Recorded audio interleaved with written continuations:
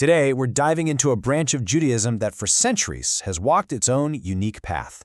It's a path that's defined not by generations of commentary, but by the original text itself. This is the story of the readers.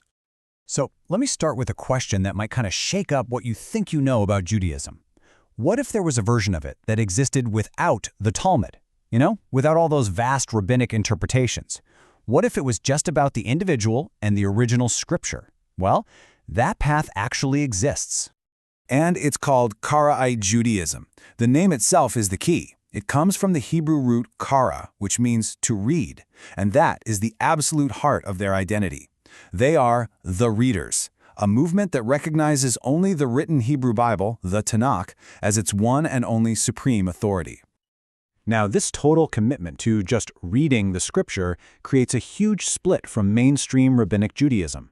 It really all boils down to what we could call a great textual divide, a fundamental disagreement between scripture versus tradition.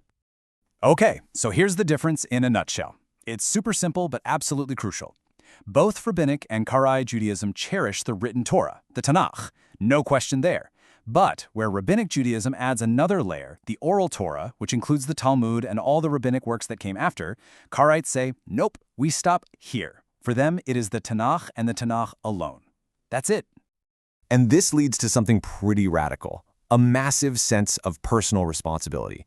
Karaites believe that it's the duty of every single person to study the Torah for themselves and to figure out what it means to them. This idea basically removes the rabbis as a required middleman, putting all the power and, all the burden of understanding Scripture squarely on the shoulders of the individual. So, that's the philosophy. But what does a scripture-alone approach actually look like in real life? When you try to live biblically, how do those beliefs actually translate into everyday practice? Well, the impact on daily life is huge. Let's take Shabbat. Karaites read the command, "You shall not kindle a fire," literally. So for them, no fire can be left burning at all. This is different from the rabbinic view, where you just can't start a new fire. Or look at tefillin. Karaites see that commandment as metaphorical, a call to bind God's law to your heart and mind, not to literally wear little leather boxes. And their calendar? It's not fixed by math, it's totally old school, based on actually seeing the new moon and waiting for the barley to ripen in Israel. And the list of differences goes on. For the ritual tassels, that tzitzit, they believe the blue thread can come from any blue dye, not a specific sea creature. The mezuzot you see on doorposts, also seen as a metaphor. Holidays that came after the Bible, like Hanukkah, aren't always celebrated, and even their synagogues are different. Worshippers might take off their shoes, and the prayers, they're made up almost entirely of passages taken straight from the Bible. So where did this movement even come from? Well, it has this incredibly rich and dramatic history with a golden age of huge influence, a period where it almost vanished, and now a modern revival. Okay, a quick history lesson. The story really kicks off in 8th century Baghdad with a key figure named Anan ben David. From there, it just exploded into a golden age. Get this, by some estimates, Karaites made up as much as 10% of the entire world's Jewish population. Wow! Fast forward to the 1950s, and the ancient Karaite community in Egypt, about 5,000 people, was tragically forced to leave, with most moving to Israel. And then, in a really amazing modern twist, the community officially started accepting converts again in 2007, ending a ban that had been in place for over 500 years.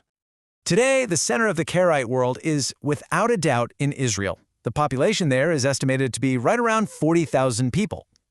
And if we look at the global numbers, you can really see that concentration. The vast, overwhelming majority is in Israel.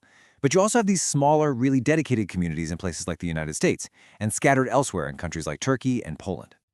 And to get even more specific, the modern heart of Karaite Judaism really beats strongest in one particular place, the coastal Israeli city of Ashdod. That's where you'll find its largest and most vibrant community today. The entire Karaite story is really this incredible testament to the enduring power of just going back to the source. And it leaves us with a question that honestly feels more relevant than ever in our own world of endless commentary and information overload. In an age like ours, what really is the power of just returning to the original text?